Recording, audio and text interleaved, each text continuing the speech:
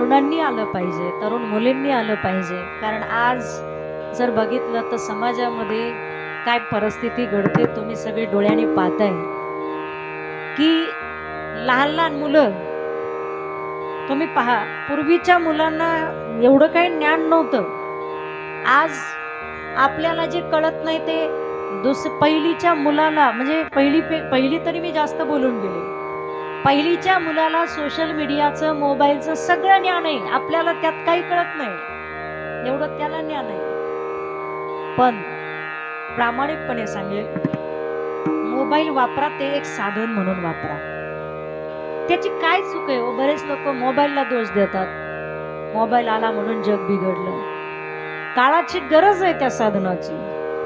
साधनं वाईट आहे असं अजिबात ठरू नका, पण साधनाचा वापर करणारे कसे करतोय आपण, चांगलंही तितकंच आहे. हा, तुम्ही त्याच्यात चांगलं पाहिलं तर चांगलंही ते दाखवतो, आणि तुम्ही त्याच्यामध्ये वाईट पाहिलं तर वाईटही ते दाखवतो. आता याच्यात साधनाचा दोष आहे का?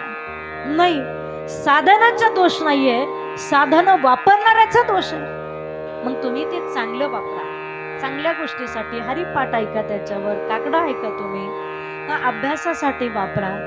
खास कर मुलींना सर्वांना विनंती आहे माझी, की आपल्या आई वडिलांनी आपल्यासाठी खूप त्याग केलेला आहे, खूप समर्पण केलेलं आहे आणि कष्ट केलेले आहे. प्रत्येक आई वडिलांना आपल्या मुलांकडनं, मुलींकडनं अपेक्षा असते की आपल्या मुलांनी चांगलं राहावं, सुसंस्कारी राहावं, शिकावं, एज्युकेटेड व्हावं. त्यांच्या ज्या अपेक्षा असतात त्या अपेक्षेचा आजकालच्या मुली विचार करत नाही.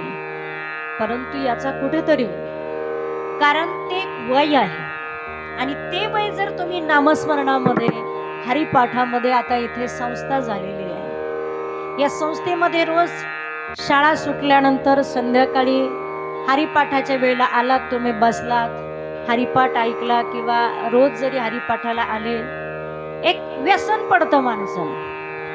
आणि तुम्ही पहा, जसं एखाद्या व्यक्तीला दारूचं व्यसन पडतं ना, तसं हरिपाठाचं, काकड्याचं व्यसन जर पडलं तर बेचैन होतो माणूस.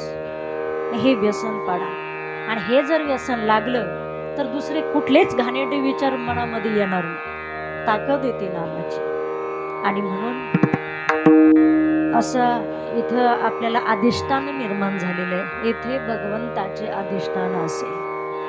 या कार्यक्रमासाठी सर्व गुणीजन मंडळी, त्यामध्ये गायनाची साथ करणारे, मृदंगाची साथ करणारे आदरणीय अनिकेतजी महाराज शिंदे,